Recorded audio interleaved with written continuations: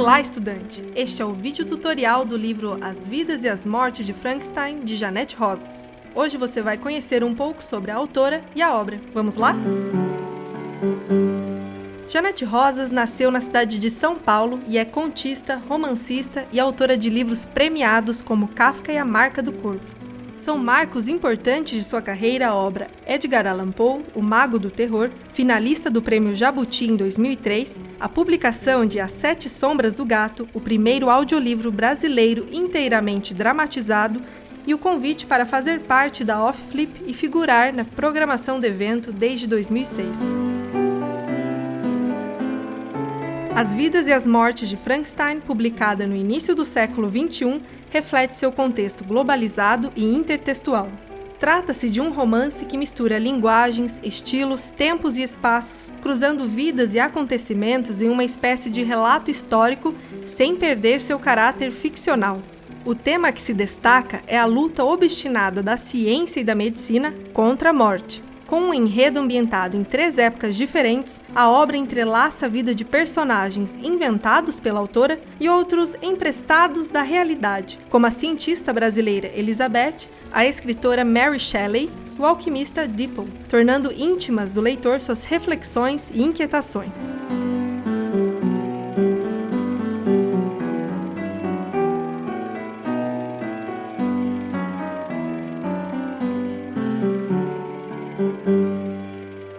Estamos falando de uma obra literária, mas o que afinal é literatura? Vamos bater um papo sobre isso. Você concorda que no dia a dia somos cercados por textos produzidos para diferentes funções? Placas de trânsito, revistas, postagens nas redes sociais, mensagens instantâneas de aplicativos de celular, reportagens, enfim, uma gama ampla de textos com objetivos práticos, ou seja, produzidos com a intenção de informar, vender, comunicar, orientar e aí por diante. Já a literatura se destaca por não ter uma função prática. Mesmo a função pedagógica ou educadora que se atribuía a ela anteriormente, hoje já é descartada. É claro que sempre aprendemos algo com a leitura de um texto literário, mas essa não é sua função principal, ou o motivo pelo qual é escrito. Sabemos, por exemplo, que os romances denunciam a miséria há muito mais tempo que os telejornais, mas, enquanto os jornais se limitam a contar fatos, a literatura busca recriar a realidade, e é exatamente isso que encontramos em As Vidas e as Mortes de Frankenstein.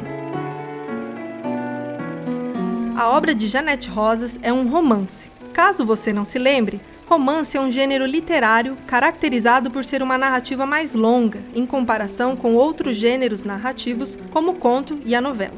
O romance também tem como característica ser escrito em prosa. Nele são narrados fatos imaginários que podem ter sido inspirados em pessoas e histórias reais. Assim como em outras narrativas literárias, no romance temos um enredo, também chamado intriga, ação ou trama. Ele é o conjunto dos fatos de uma história e a forma como são estruturados. Temos também personagens, os seres que participam da ação e que se classificam em protagonistas, antagonistas e coadjuvantes. É importante lembrar que obras nesse gênero têm um ou mais narradores, que é quem conta a história de acordo com seu ponto de vista. O tempo é outro elemento importante no romance, pois serve de pano de fundo para o enredo. Por fim, temos o espaço, que é o lugar ou lugares onde se passa a ação da narrativa.